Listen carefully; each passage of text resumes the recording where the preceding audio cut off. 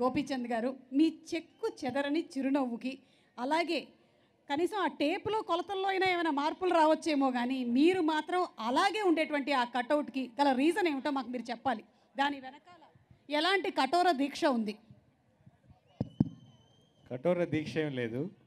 Correct time food తింటూ, ఇంట్లో food తింటూ, ఎక్సర్సైజ్ చేయటం. విన్నారుగా, ఇంట్లో ఫుడ్ తింటూ, అది చాలా ఇంపార్టెంట్ అన్నమాట.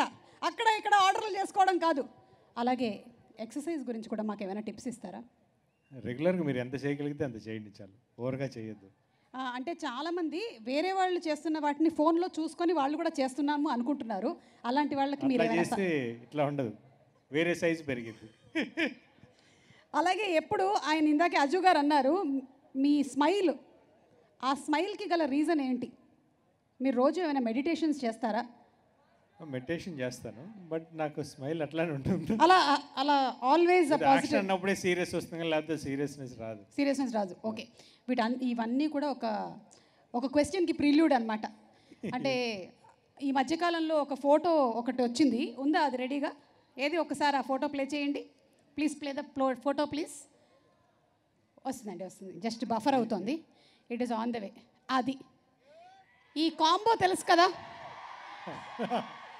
ఈ కాంబినేషన్ గురించి అప్డేట్ సూన్ అని ఉందన్నమాట. అప్డేట్ ఏమైనా మీరు ఇస్తారా? అదే అప్డేట్ సూన్ అని ఉంది కదా. సో కొన్ని డైలాగ్ చెప్పాడే, కట్అవుట్లు చూసి కొన్ని నమ్మేయాలి డ్యూడ్. అంటే ఇది కూడా నమ్మేయాలన్నమాట. నమ్మాలి. Maybe yes, we're all looking forward to అండి. మీ ఇద్దరి ఫ్రెండ్షిప్ అలాంటిది, ప్రభాస్ గారు అండ్ మీరు. మీ ఇద్దరి కాంబినేషన్లో తప్పకుండా ఒక మంచి మూవీ చూడాలి అని మేమందరం కోరుకుంటూ ఉన్నాము. థ్యాంక్ యూ అండి. Thank you so much. And yes